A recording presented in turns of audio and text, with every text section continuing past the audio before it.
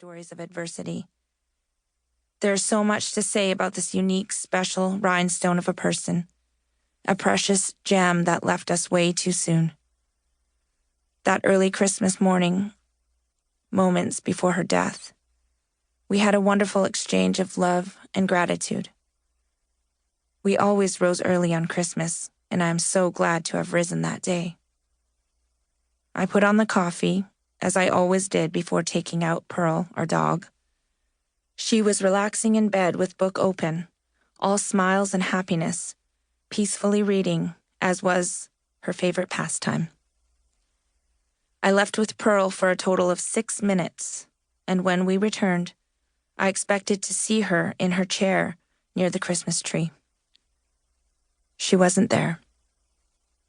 I called out. No answer. I went to her and she was already gone. Just like that. Like the wind came in and stole her soul. This memoir is one of her many legacies. Here, Candy shares the personal stories of her earlier years that helped mold her to be the strong, vivacious, sensual woman she fully was. It will help you get to know her deeply and understand how remarkable this human was. A gifted person, an all-around special human being. Denise Tompkins, Candy's widow and manager, April 2022. Pre-show chatter. I am a queer, indigenous, recovered lawyer-turned-feminist comic who was raised by bikers in the wilds of northern New Brunswick. I'm 52 years old, and it has been one hell of a crazy ride so far. Since my early 30s, I've been asked numerous times to write a memoir. I always resisted because I felt that I was too young, and I couldn't see how reading my story would be of benefit to anyone. Even if my experiences were extreme, I felt I needed the wisdom of age and perspective to put them in context in a way that would benefit you, dear reader.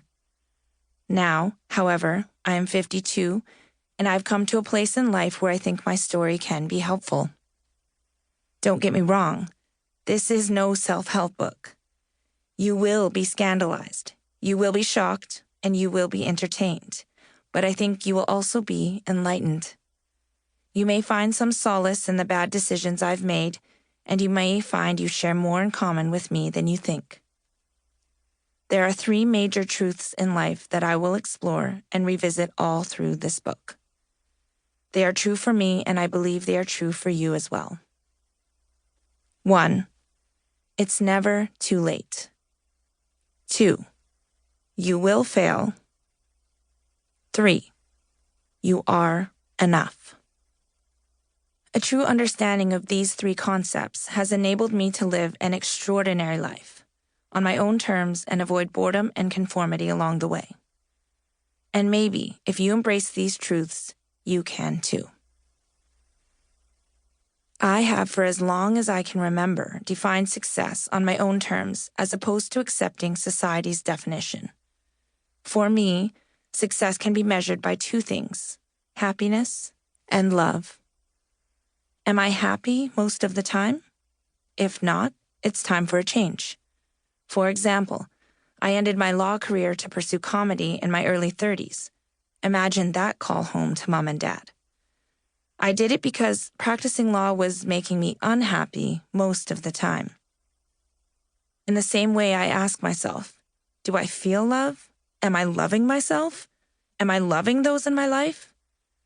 As I try to get my life to a place where I can answer those questions in the positive, I've always kept the 3 concepts mentioned above in the forefront of my mind.